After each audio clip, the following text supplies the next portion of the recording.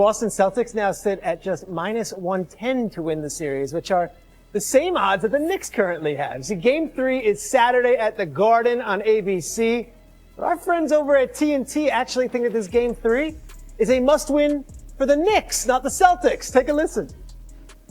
They're up 2 now for the Knicks. Don't get comfortable. It's a must-win for Boston, but it's also a must-win for Knicks. If you want to put serious pressure on the champs, Game 3 is a must for the Knicks. 30-17 in the fourth quarter. So let me take that for a second. He is 100% correct. It's gonna sound stupid. Game 3 is a must-win for the Knicks because if they get back, because Game 4, because Boston's got a better team. They've been up 20, but I'm telling you, been in that situation twice. You got to win that third game. All right, Stephen A. Is Game 3 a must-win for the Knicks, or is Game 3 a must-win for the Celtics?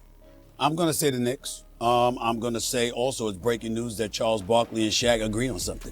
It's very, very nice to see. I don't know why the hell Shaq sounding all hoarse and everything. I mean, we got to talk about that. I'm going to give him a call in a little while. I don't know why his voice was sounding like that, trying to be like Barry White or something. But the bottom line is that they do make a very, very valid point.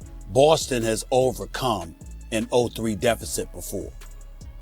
You know, they could do it again. The New York Knicks to be in this position, oh no. You can't go on the road, beat Boston in Boston twice, and then think that Game 3 is just blasé, passé, and we can afford to lose that. Can't do that. Gotta win. I just think they got to get one. I mean, I think they just got to get 1, 3 or 4. To be honest, it's about being even so much, Peter. Stephen A., we hear that all the time, and it's not getting too high, not getting too low. And it would be easy for the Knicks right now to be on an all-time high. The city is lit up. You just won 2 games on the road against the defending champs after being down 20. But you heard Karl Anthony Towns' message in the locker room. He's been in that position before last year against the Nuggets, and they were up 2-0, and they lost 2 straight at home. So keeping that locker room level-headed, but I would say at worst, you want to split. And if you have to go back to Boston for a Game 5, you need it to be 3-1. Well, my concern is that if they lose Game 3, Boston will have momentum, and that's not good. No. I've got the Law & Order theme song in my head. It's probably the best. I still love it. Stephen A., we'll be watching tonight. Final seconds last night. Knicks radio, Tyler Murray and someone we don't know named Monica McNutt. Tatum across midcourt with 10. Top of the key with 8. Defended by Robinson with 7. Right wing 3. Crossover. Foul line with 4. Left block. Step back. Stolen by Bridges. Bridges trucked it down court. They've done it again. They've done it again. The New York Knicks take both in Boston and a 2-0 lead heading back to the Mecca. I know what the Vegas said. I know what the odds said. I know what the conversation has been. But when I tell you I woke up today feeling a little different. If you want to make it about three-point shooting, cool. The Celtics shot 25% from the three-point line again. But how about you make it about a team determined to defend when it matters most and having the most clutch player in the league on their side?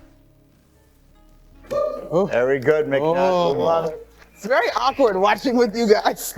There's not, and this is not unique to you. Anytime this new phenomenon where they always have cameras on the play-by-play crew, I really enjoy watching because it's not something I've ever really done. Right. So watching the analysts, in any case, in your case here, trying so hard not to step on the call, to see something and to remain quiet, I think it's just terrific to watch. Okay, we have the Shaq sound.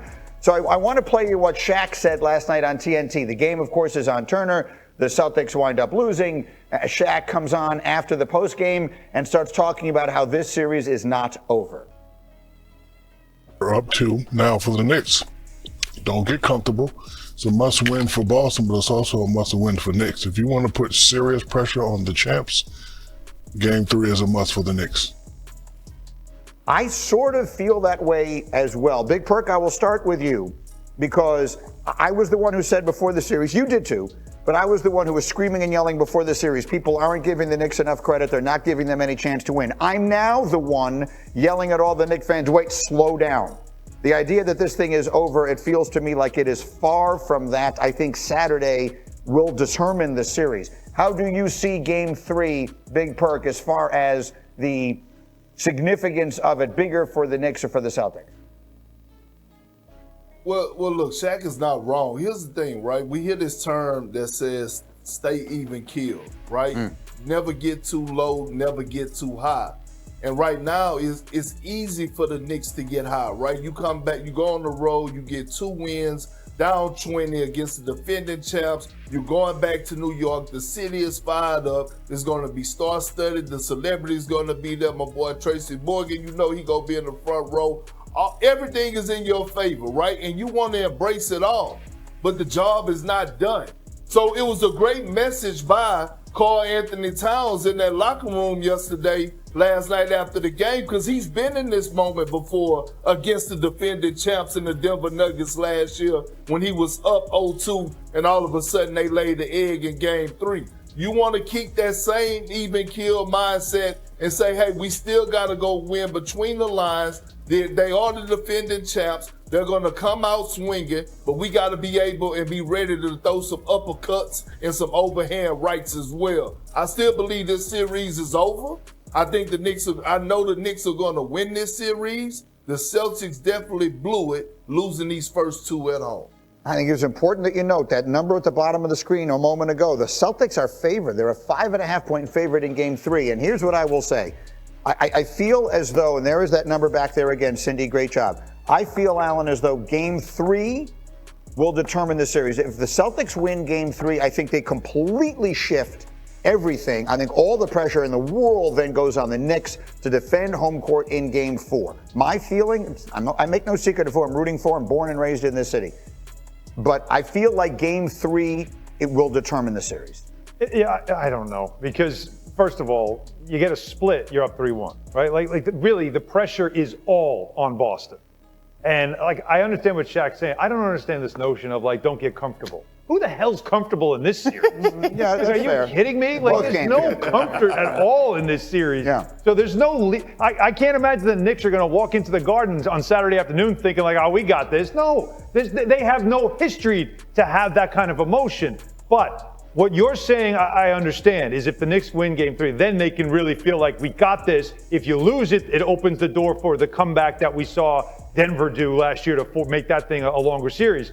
But I still feel like 99% of the pressure is on Boston. They know it, they're going to feel it, and they're going to hear it in that building. Yeah, I think the comfortable part of it just comes from desperation is the one most, it's something you can't replicate. But think about what the Knicks want this so bad now because they can feel it and taste it. As you start the series, right, Monica? Nobody's giving you a chance, and you're wondering if you have one. Now you're like, oh no, we can get this. The door's open. We're taking this. The one thing I will say, Green, to push back on your game 3 scenario is the Knicks have done something that has never been done in terms of winning 5 road games, right? They've led for a total of 12 minutes out of the 101 minutes played. Even if, let's just say things hold, even if they were to give up 2 at the Garden, if they continue to win on the road, advantage Knicks. I get it. I don't know. There's just something in this.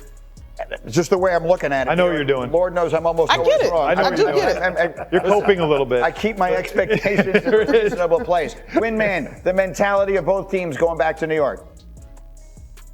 I think what Shaq is doing there is a little bit of conventional thinking, and I don't think this series is conventional. I think if the Celtics have a good 3-point shooting game, the Knicks cannot beat them. I think if they have an average 3-point shooting game, they're going to beat them most of the time. What the Knicks have to do is win every game when the Celtics have a bad shooting game. That may happen in game 3, that may happen in game 7. So far, when the Celtics had a bad shooting game, the Knicks took them.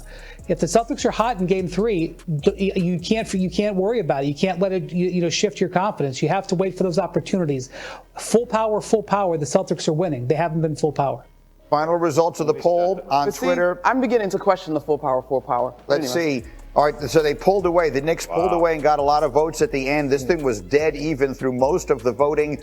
And we've closed the poll now at ESPN Greeny on Twitter X. 57% believe the Knicks are going to win. And an interesting quirk on ESPN Bet right now, the Knicks are favored to win this series. The Celtics remain the favorite to win the East. All right, I'm sure Stephen A. will be very measured in his... What's your favorite team? Comment below, and if you like the video, please leave a like. This really helps the channel grow and brings you even more content. Oh, and if you're not subscribed yet, what are you waiting for? Click the subscribe button and activate the bell to receive all notifications. With each game, we noticed that the NBA is getting more competitive every day, and all the teams are looking for reinforcements to win the championship. And only here can you follow your favorite team daily with incredible content from different sources. Here on the channel, there are new videos every day with analysis, curiosities, and the best moments in basketball. That's it for today, folks. Thanks for following along. The NBA doesn't stop, and neither do we. Until the next video. NBA, the passion that connects us.